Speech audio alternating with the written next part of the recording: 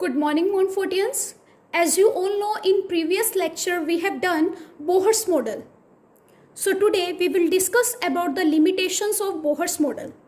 First limitation of BOHR'S model is inability to explain line spectra of multi-electron atom. Multi-electron atom means that atom which contain more than one electron. As you all know, BOHR'S theory was successful in explaining the line spectra of hydrogen atom and hydrogen-like particles containing single electron only. However, it failed to explain the line spectra of multi-electron atom. Second limitation of BOHR'S model is it fails to account for the finer details doublet to closely spaced lines of the hydrogen spectra. Means it was found that when spectroscope with better resolving powers were used, even in case of hydrogen spectrum, each line was split up into a number of closely spaced lines called fine structure, which could not be explained by BOHR'S model of atom. Third limitation of BOHR'S model is inability to explain splitting of lines in the magnetic field, that is known as Zeeman effect, and in the electric field, that is known as Stark effect. In short, we can say BOHR was unable to explain splitting of lines in the magnetic field and in the electric field. It was found that if source emitting radiation is placed in a magnetic and electric field, then each spectral line split up into a number of lines. The splitting of spectral line in the magnetic field is called Zeeman effect. Splitting of spectral line in the magnetic field is known as Zeeman effect, while splitting of spectral line in electric field is known as Stark effect. And BOHR model was unable to explain this splitting of spectral lines in magnetic and electric field. Fourth limitation of BOHR'S model is inability to explain the 3D model of atom. Means according to BOHR'S model, the electrons move along the certain circular path in one plane. Thus, it gives a flat model of atom. But now, it is found that the atoms is three-dimensional and not flat. So, BOHR was unable to explain the 3D model of atom. Fifth limitation of BOHR model is inability to explain the shapes of molecule. As you all know, atoms are linked to each other in particular direction and hence they possess definite shape. But BOHR model was unable to explain the shapes of molecules. And sixth most important drawback of BOHR'S model is he was unable to explain the De-Broglie concept of dual nature of matter and Heisenberg's uncertainty principle that we will discuss now one by one. So, in view of the shortcomings of BOHR'S model of atom, efforts were made to develop a new model of atom which could overcome the limitations of BOHR'S model. The development of new model was mainly based on the following two concepts. First, De-Broglie concept of dual nature of matter. Second, Heisenberg uncertainty principle. The new branch of science which was developed taking into consideration these two concepts is known as quantum mechanics or wave mechanics. That is why the new model of atom is known as quantum mechanical model. or wave mechanical model. Thus, just as Bohr model of atom was developed on the basis of Planck's quantum theory, the quantum mechanical model of atom has been developed on the basis of quantum mechanics. Therefore, now it is important to first understand these two concepts one by one. So first is dual behavior of matter or dual nature of matter. As you all know, Einstein in 1905 suggested that light has dual nature, that is wave nature as well as particle nature. But De-Broglie in 1924 said all material, that is microscopic as well as macroscopic object, also exhibit dual behavior. All material, whether it is microscopic or macroscopic, all exhibit dual behavior, that is both particle and wave-like properties. The wave associated with these particles is called matter wave or De-Broglie wave. De-Broglie equation can be derived by combining Planck's quantum theory and Einstein equation. So, according to Planck's quantum theory, E is equals to h nu, whereas according to Einstein equation, A is equals to mc square. So, from equation first and second, we can write h nu is equals to mc square, where nu is equals to c upon lambda. So, h nu is c upon lambda is equals to mc square. H upon lambda is equals to mc, whereas lambda is equals to h upon mc,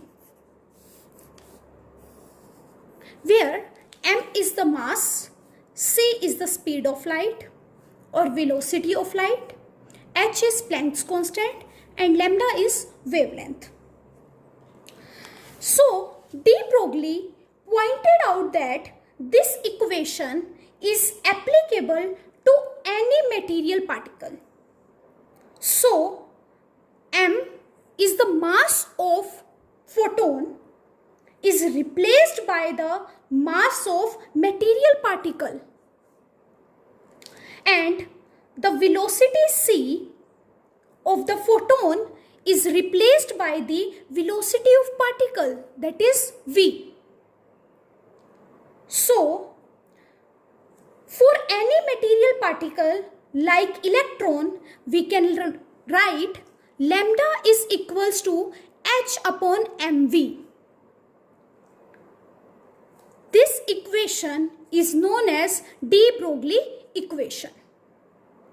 And as you all know, mass into velocity is momentum. So, lambda is equals to h upon momentum. And this wavelength is known as De-Broglie wavelength. Now, as you can see, lambda is inversely proportional to momentum. If momentum will be more, lambda will be less. So, according to De-Broglie, every particle or every object in motion have wave character. If any object has more mass, then wavelength associated with it will be less. And if wavelength will be less, then their wave properties cannot be detected. And if any object has small mass, like subatomic particle has less mass, so their wavelength will be more and their wave properties can however be detected by experiment. Therefore, we can say De-Broglie equation is applicable to all material object, but it has a significance only in case of microscopic particles, means small particles. De-Broglie relationship has no significance in everyday life. That is why we don't observe any wave nature associated with the motion of a running car. Now let's see calculation of de-Broglie wavelength of an electron from the potential applied to accelerate it. So when accelerating potential V is applied to an electron beam, the energy gained by the electron is expressed in electron volt. Energy gained by the electron is expressed in electron volt. And as you all know, electron volt is equals to charge on electron in coulomb into potential applied V in volts. So as you all know, in this case, electron is in motion. And if anything is in motion, then which energy comes? That is kinetic energy. So in this case, energy is kinetic energy. And kinetic energy is equals to half mv square. And according to this, the energy gained by the electron is expressed in electron volt. So kinetic energy is equals to electron volt, that is half mv square is equals to electron volt. So mv square is equals to 2ev. This v is a potential difference and this v is a velocity, whereas v square is equals to 2ev upon m, and v is equals to root of 2ev upon m. So as you all know, according to de-Broglie, lambda is equals to h upon mv. So h upon m, v is root of 2ev upon m. Now we can cut this m to this m, and what we will get? Lambda is equals to h root of 2evm, or we can write lambda is equals to h 2m ev root. Now if in place of electron any other charged particle carrying charge q, coulombs, is accelerated under a potential difference v, volts, then we can write lambda is equals to h upon 2m qv, because now in place of e we have took q. So as you all know, kinetic energy is equals to ev, so qv will also be equals to kinetic energy, and we can write lambda is equals to h root 2m kinetic energy. Now let's derive BOHR'S postulate of angular momentum from de-Broglie equation. According to BOHR'S model, electron revolve around the nucleus in circular orbit like this.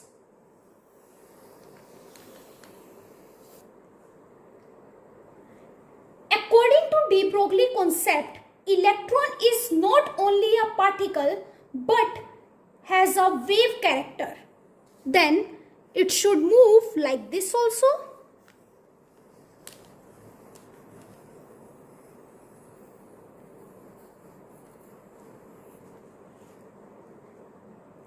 Thus, in order that wave may be completed in phase, the circumference of the orbit must be equal to an integral multiple of wavelength.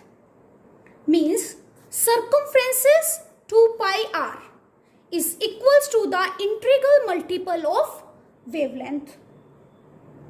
Now, according to De-Broglie, lambda is h upon mv. So, 2 pi r is equals to n h upon mv. So, from this we can write mvr is equals to n h upon 2 pi, which is a BOHR'S postulate of angular momentum. Now, let's study Heisenberg uncertainty principle. Heisenberg said, if Bohr's model of atom is right, then we want to find out the position and momentum of an electron to know its path. As you all know, the object that we see around us, a car, a ball, etc., their position and the velocity can be measured accurately at any instant of time. Hence, with the help of this, we can calculate their paths. But such an accurate measurement is not possible for subatomic particles. Therefore, Heisenberg said it is impossible to measure simultaneously the position and the momentum of the small particle with absolute accuracy. If an attempt is made to measure any of these two quantities with higher accuracy, the other becomes less accurate. Means, if we will calculate position of the electron with high degree of accuracy, then the uncertainty in the velocity of the electron will be larger, and vice versa. So, Heisenberg felt that if we want to find out the exact position of an electron in an atom, then we should put light over it or electromagnetic radiation over it. We should have a wavelength smaller than the size of the electron, and then only we can tell the position of the electron. But the problem was, De-Broglie said lambda is inversely proportional to momentum. Then, if lambda is smaller or the wavelength is smaller, then the momentum of the incident radiation would be very high. In other words, it will be a radiation with the high frequency. And if the frequency of the photon is very high or the momentum is very high, then when it comes to hit the electron, you will know that where the electron is present.